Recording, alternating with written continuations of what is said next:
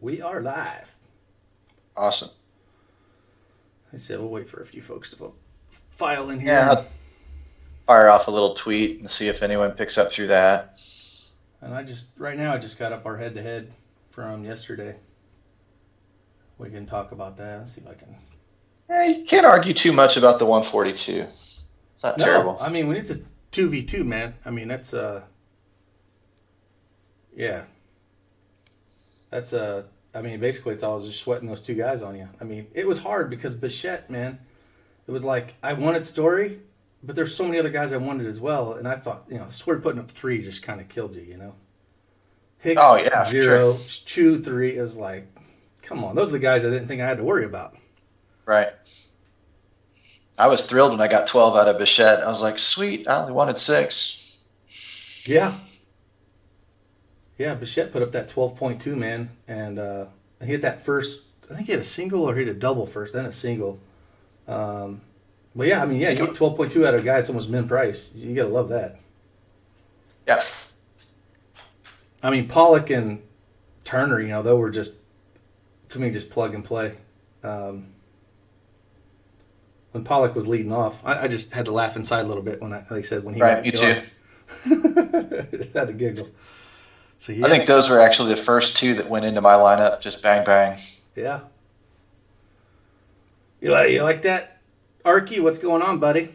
Yeah, man. This is my grandfather's old Korean War helmet, man. I got all of his stuff, and he's kind of the reason I joined the Army back when I did, because I'd hear all the war stories from the Korean War, and I got all his uniforms and all that stuff. So it's kind of, I thought I'd put this on, going to war with Chop every day, man. I got to put this on. That's not much of a war. It's like fighting Ethiopia or something. I'm coming at you with sticks and hey, man, bring them sticks. Bring them sticks. But no, it's funny that you mentioned your grandpa or whatever in the war. My grandfather trained pilots in Korea. Oh, awesome.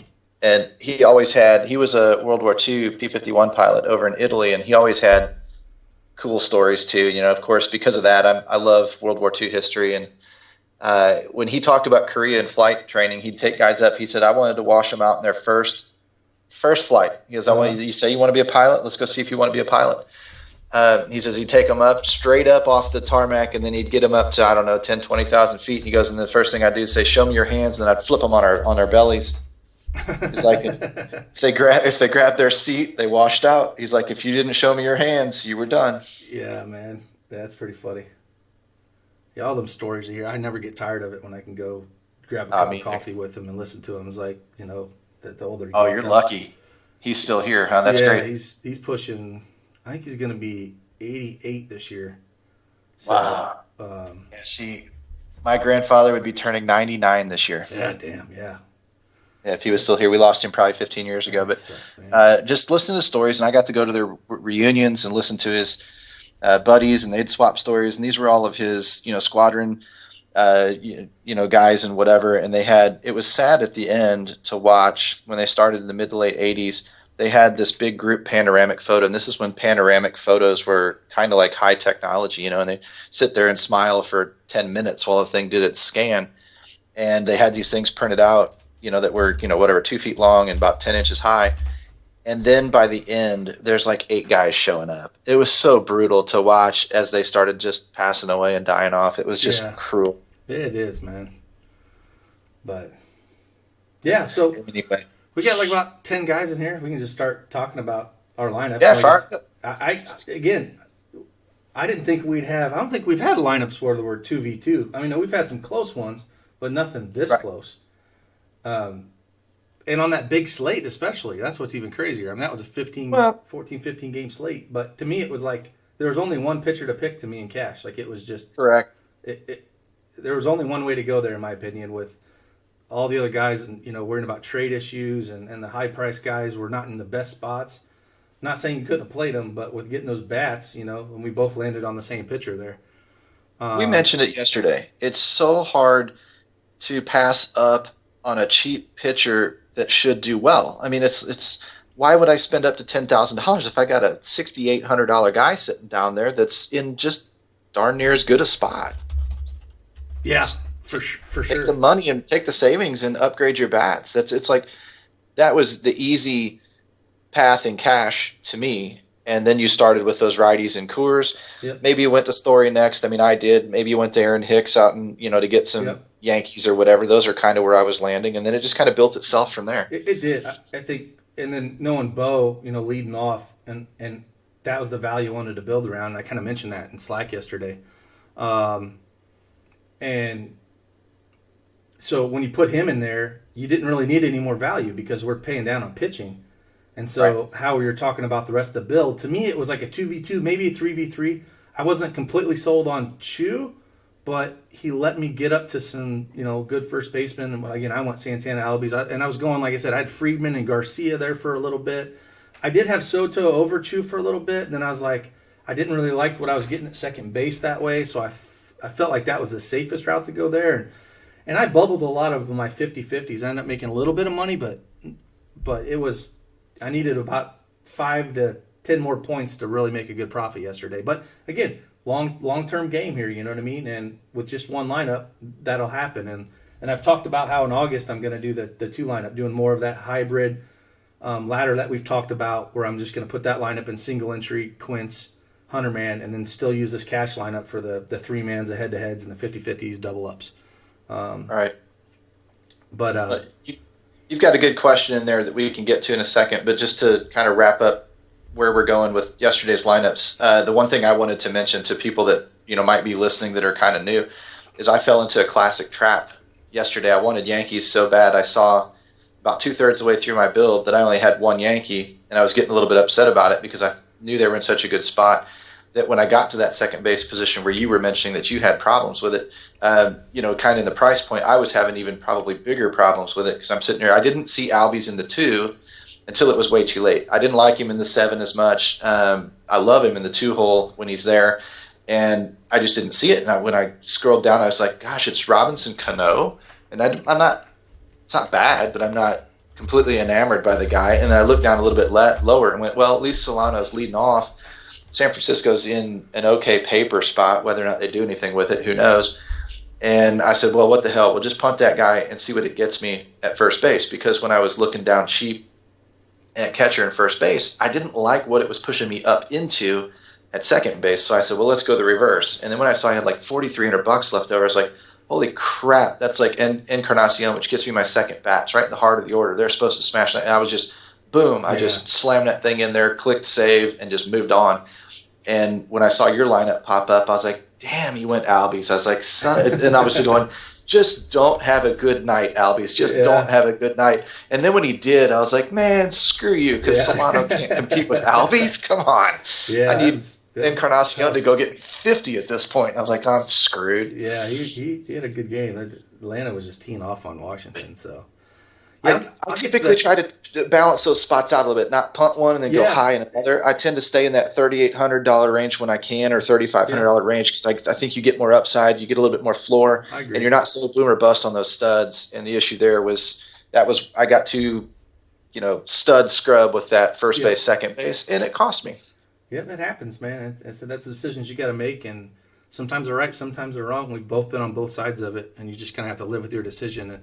And I don't think. Yesterday there were so many ways to go. It was hard to say. There's no right decision there because there's so many good guys in good spots where you're just gonna have to plant your flag and then roll with what you had. So I'll answer a question from Byman DFS. He's asking about could you talk about what dollar figure you were sitting on when you were comfortable with going full time DFS? Definitely, I'm not full time DFS. I look at it as more as like a second income, and everything, it's different for everybody. That's a hard question to say because I started as a hobby, and then as I grew my bankroll. Tell them what your bankroll started at. Yeah, I started with $100 on FanDuel, and I was doing what a lot of people are doing. I was putting in $100 every weekend, having fun with NFL. Some weekends I'd do win $300-400, and then I would lose it, the next weekend because I'd go heavier. I would say, well, I won, then I'm going to go bigger again. And I didn't have no process. I didn't have no approach. And once I decided to say, hey, after probably 6 months of doing it and kind of reading some things, reading some blogs, testing some things, I figured let's get this approach and a process down. I started with $100 and I was only playing $10, 10% of my bankroll. Like Chop preaches with his hybrid, he does a little bit differently, but it's the same kind of approach. And I just built that thing up and I said, okay, when I get to $500, then I'm going to up my play. But I'm not going to take anything out because you gotta have money to make money. And so that's the way I wanted to do it. And so when I got up to 1,000, and then when I get up to, five, six figures into your bankroll, and when you can play a percentage of it, you play with what you're comfortable at. But again, it's more of a second income. I don't think I could ever do this just full time, just playing. But again, everybody's different, like everyone has, money means different things to them. And so, but yeah, if you get a process down, man, I think, it could be a second income for a lot of people if you get something down and stick to it, and it's possible. So let's see here. If anybody else got any questions, just shoot them. I'm going to pull up, since I said Chop and I were close on that one, we went through that lineup. I won't pull up the DS today. I think I just pulled up these there's only, 6 games on the main slate, Chop? Is that right? I think it's either 6 or 8. Yeah, I pulled the games that started at 7, so I figured that. Yeah, I did the same thing with the 4 o'clock. That's obviously not on the main slate, so the 7 o'clock should be where it starts. Yeah, I think it's 8. 2, 3, 4. I think it's 6 here. But anyways, let's see what's popping on this thing at first. Of course, it looks like Betts is popping at first here for bats. This is the research station, Brandon. Yeah. So you go into the MLB tab, that drop-down menu folds down at dfsarmy.com, and then you'll see the research station pop in. Just hit the million to be full-time. No, Marley, I'm going to let you hit that, man, so you can go full-time. What are you talking about? We're share the wealth people around here. That's right. You win that this time. I want to pull up here, and like we were talking about yesterday, so it looks like there's 1, 2, 3, 4, 5, 6, 7. There's 8 on there, so we'll have to look at the research station and wonder why the other. Hey, I finally beat Keg at something, damn it. What are you talking about? I said 8, you said 6. I win. Yeah, you win. All right, I'm 3-16. I'm marking it down right now. Let me pull this up and blow it up a little bit. It's too. There we go. So an 8 gamer for cash, I like. Brandon, not a member. That's too bad. No, man. Honestly, you ought to give us a shot for real. Real simple. DFSArmy.com. Keg, what's your code? No, Brandon's been with us before. He's a good dude. He's been around for a while. So me and Brandon talk a lot. I know. I recognize the name. I'm surprised to say he's not a member. But yeah, that's the research station. So obviously, membership will open that up. That's We'll get him back in here. I'm working on him. Awesome. Pitching today, though, the way I first glanced at this, Chop, I don't know if you've took a glance at this, but when you got a little bit DeGrom going against the White Sox, and I know he's 12K, and I don't, like yesterday, to me, it was like a pay down position. But today, it's really hard not to play DeGrom against the White Sox, man.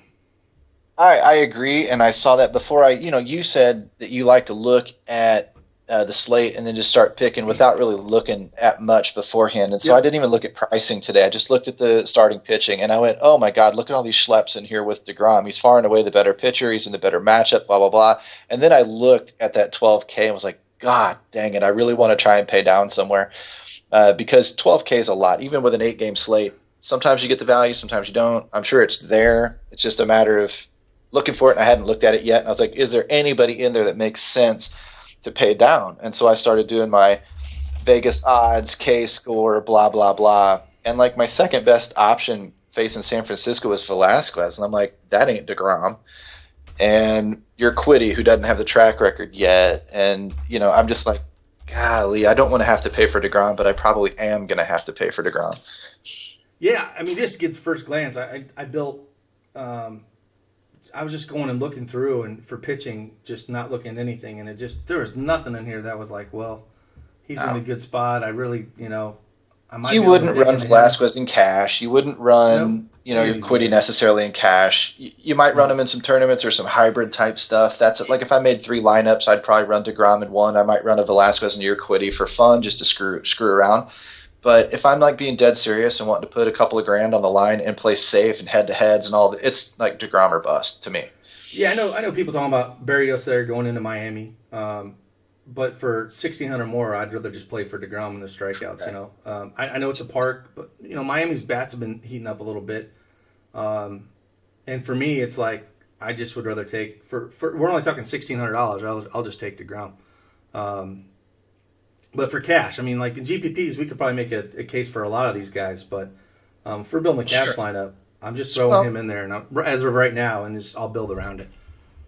when you start looking over at bats, I think you're going to find out Houston's in a pretty good spot. Boston's pretty good spot. Well, they're going to be pricey, so you're not going to get DeGrom and those guys. So at that point, for your tournaments, if you want those big bats, Well, you're going to have to pay down at pitching. So yeah, but I do think we have some value if we get I was looking at this. If we get the Shields in,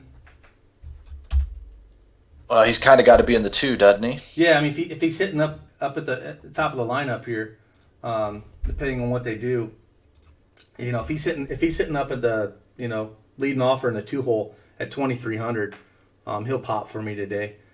And then like I think Belt was another guy that I looked at first glance that was kind of cheap. Yeah, he's 2,800. Yeah. Um, and Velasquez doesn't scare me at all.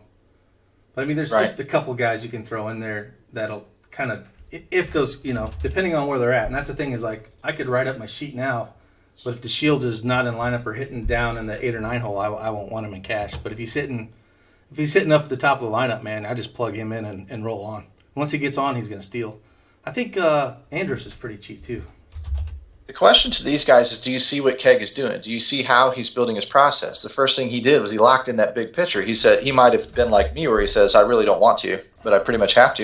And the next thing he's going to is the value, like he was talking about yesterday, where he's saying, all right, now I got to get my average salary back up because it's not respectable with DeGrom in there No. alone. I've got to start building it up with some cheap bats that make sense, that are hitting the top of the order, that are in pretty good spots. Then maybe towards the end of my build, I can get a couple of reasonable bigger bats in there. Yeah, I mean, like That's we get standard Tampa cash. Bay at Right? the freaking trash can Porcello, and so if Choi's heading up there at 2,600, he's another good bat. Tampa Bay might be one because I always like this. Porcello just sucks this year. But even right there, I mean, just looking at first glance, if we put those value bats in, we got a little around $3,000 to play with. In four spots. Brandon, no, I just turned that thing off, man. Where's my jar at? There it is. I turned that booger. I had that thing off. No one throws the bits in there, Brandon. But I appreciate it, brother. It's always fun to watch them drop in there. But yeah, I mean the value, like we just talked about, we get those value pieces in there, and then it brings it up the salary, like you say in Houston and whatnot. But just first glance today, it's just to me, it's a pay up pitcher in cash. Damn man, look at him go! He's throwing that stinking thing up. He doesn't have anybody there competing with Good him. Lord, look at him. What other questions you guys got, man? I appreciate it, Brandon. You just keep dropping them things in there. Bits are like it's like a tip. You get It's bits Bitcoin. Keg's a millionaire now. Bitcoin, yeah, he's dropping in bitcoins. I can sail off into the sunset now.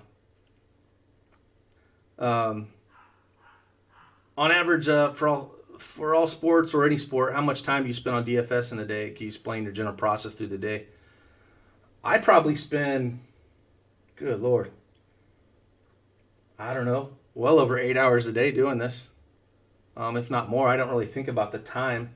But it's always like getting that first dummy lineup in. I try to get that in early. I look at the next day's slate after the slates before locked. As you're looking at lineups, it's great to watch the games, but also kind of get a feel of where the next day's slate is at, so I can get that dummy lineup in there, and then I just kind of push out head to heads all day long. Like I said, if you drip them out there, you won't get people that'll try to snag all of them.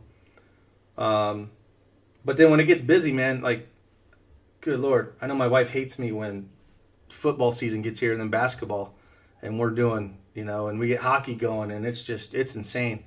But it's an investment for me. It's like a second income. So I spend the time in it because I know it's a second income for me. So again, everybody's a little different, but yeah, it's a ton of time, but it's something I really enjoy.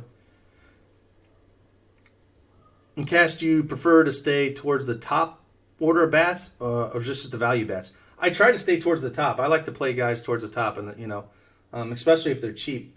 I said like we had in that early slate, and then yesterday when we were talking about how Bo was leading off, and he's a great prospect, and he was 2,300. That was just easy, but I try to like to stay up towards the top 5 or 6 bats. Yeah, 1 through 6 in Cash, exactly. Like Brandon was saying. I mean, that's. I never really want to pay someone down 7, 8, unless it's like a last piece. Like if I love my lineup and I found a guy that's 2,300, that he's hot over the last 7 days. Like a good example of that would be like a Jackie Bradley Jr. Once he gets hot and he's hitting down the 7, 8 hole, I have no problem playing him in Cash down there if he's the last piece. But he's one of the few guys that I don't mind playing. What about you think about that on Chop? I use it as a tiebreaker. Okay. I think that if we just used it as a blanket rule, like we were talking about yesterday, of being too rigid in your process, then you shut off some things you could be open to, like a Carson Kelly or somebody like that. But yeah, I mean, I think you want to stay up as high up in the order as you possibly can, because each spot you climb gives you an 11% increase at getting that extra at bat, and that extra at bat is an opportunity, which translates to points, which translates into helping your cash lineup grow its floor. So Yeah. obviously you want to be at the top of the order where you can be. I mean, maybe you can't always be there, but if I'm torn between 2 guys and I really like a guy over another, I'm going top of the order guy all the time. Yeah, I'm with you. And it's an Arky. You're talking about, favorite shortstop of Story. It was like, yeah, it was Bo and Story. So I played both of them. It would just seemed to go together real easy that way. They fit well, but did you feel a little bit weird when you said, damn, I just used another shortstop in my utility? Because I never do that. At second base and shortstop are rarely in my utility as well. And I was like, whoa, that's a little icky feeling. But I looked at my lineup and was like, that's what it has to be. Yeah, I mean, just he was the value piece that for Cash, like Brandon's talking about right now, GPP related. Yeah, I mean, some of those value bats, they make things work, and they don't have that double dong upside or home run upside that can smash. Like Bo at 2,200 and he got 12, I'd be okay with that in tournaments even. But there's a lot of guys that are in that range, like your Solano that got you 3 points for 2,500. He might not have been a GPP play, but he was cheap enough to throw into Cash. So, yeah, that's a great point when you're looking at building GPP lineups. Understand where that ownership's at, and those cheap guys, maybe go more, drop those guys out just because they don't have that upside to win you something anyways. Let's see here. Do you usually start your builds 1 hour before locks? Hard to pick value if lineups aren't released. No, I start building my stuff way out, and then I'll have my lineup, and then as lineups drop, then that's when I'm pivoting. So I'll have my sheet out, but if you're not in our chat group, once lineups drop, I'll start saying, hey, we need to get on this guy because, he's hitting towards the top of the lineup, or whatnot. But I have a good foundation of where my lineup's at. And when those things drop, then we can start moving pieces around and figure out what's more of a priority than the other thing. So I said I ended up on Seager yesterday in utility. It worked out, but looking back was a decent player. No, Seager was a great play. I have no problem with Seager. It was just, for me personally, it was hard to get off Story and Bo there. But on a 15 game slate yesterday, man, there's so many damn good plays. Like you could have went so many different ways. Yeah, you could ask me the same thing, and I had Seager in my shortstop for the longest time until I found a way to get Story in there. And looking back, hindsight being 2020, Sure. I would have dropped Story to get off of Encarnacion and Solano, and then I could have taken Keg 3-on-3 and maybe gotten a little bit better results out of it just based on having Seager over Story alone. Yeah, and again, hindsight's 2020, and it's like that's the short-term luck of the game on any given day. Yeah, and it's like Story and Coors. In the 2-hole, it's like if he hits 2 home runs, then you're not questioning it at all. Right. So, We got here one question. Crush Davis 2700 versus Lyles. Yeah, Crush started to hit. I think didn't he hit a home run last night? Yeah, He's hard to be double digits last 2 games. cash viable. I don't know, man. Like he's a guy that's usually home run or bust. So he's really hard to trust. At 2700, I really haven't built anything, so I'm not going to say yeah that's great or not.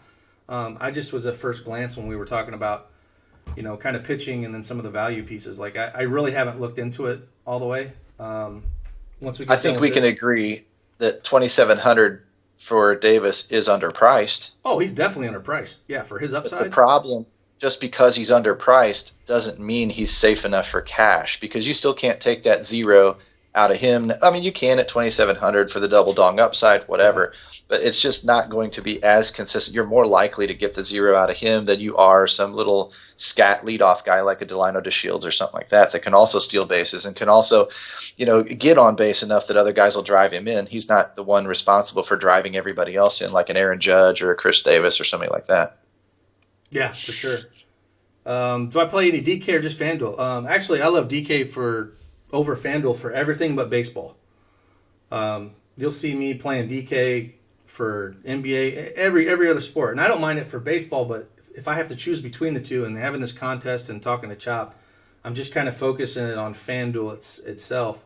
But when we get into other sports, I definitely prefer DraftKings lineup construction for everything except baseball. It's just when you only got to worry about one pitcher, it just seems to come together for cash a little bit easier.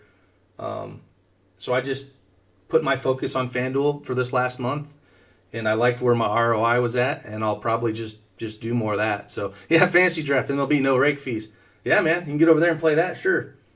I'll probably get back over there when football starts, but yeah, right now, when you start, one thing I would say is if you start playing 3, 4, 5 sites, you're taking away from building those lineups. Like you're starting to thin yourself out the more sites you play.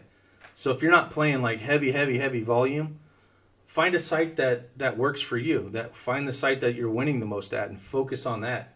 If you're playing 3 or 4 sites, man, just time starts slipping away, and your lineups probably are not going to be as good because again, everything's a different price point, and when something happens, you gotta mess with that lineup. If you gotta mess with 4 or 5 lineups closer to lock, it gets really difficult. All right, thanks, Brandon. I appreciate you, brother. Take care, man. We get another question here. I know you usually list 2 cash pitchers, so would you lean as a second option today? To be honest with you, I haven't really looked like for any research yet. When this is done, I'm gonna grab some lunch and then I'm gonna start working on that sheet. So it's hard for me to tell you who would be the second guy I would look for. As like an SP2 on DraftKings at first glance. I'll tell you this: with Degrom up top, it's going to have to be a fairly cheap guy. It will. And now you're crap shooting on low talent. They're all cheap pitchers for a reason. So there'd be a handful of 4 or 5 guys that you really can't convince me one is better than the other over. They're all about the same. Yeah. And the problem is one of them's going to have better night than all of the others, and that's the guy you've kind of got to be on, which is what makes DraftKings to me a little bit less fun for baseball. That's right, and I just prefer, and that's it, because you are taking that chance on that pitcher. And at first glance, I don't really like anything. I'll find somebody to recommend, and I try to cut my sheet thinner than the other guys because I'm trying to take some of the, I know a lot of guys have, families and don't have a lot of time, and I'm trying to just cut that sheet down to a really small pool to be able to build lineups from. So you're not scrambling, trying to figure out where you want to go, and have a lot of different choices out there. So I'll definitely just try to keep doing what I'm doing. And if you got any recommendations, please let me know. But I think it's been working for the most part. Just putting a few at each position that I'm on, and then maybe a pivot off those guys. So, but yeah. You got anything else, Chop? No, I'm good, man. I mean, just quick recap of yesterday, where you kind of basically are starting today, and plug and play rock and roll. That's right, man. It's been fun. Again, look for the sheet out there. Hit up Chop and I in chat. We'll be there all afternoon trying to help you out. I'll be waiting for my Chop link. I need to get some vending machine money and See if I can win one more before we start our August. Yeah, But I'll be happy to buy you another candy bar, dude. I need one, man. I need one. But we'll keep doing these and keep dropping them as long as you guys want to talk and chat, and love answering questions and helping out as much as we can. And if there's anything else you want us to do, let us know, and we'll try to make it happen. So I appreciate you guys, and we'll see you around in the chat. Deuces. Sounds great. Later, boys.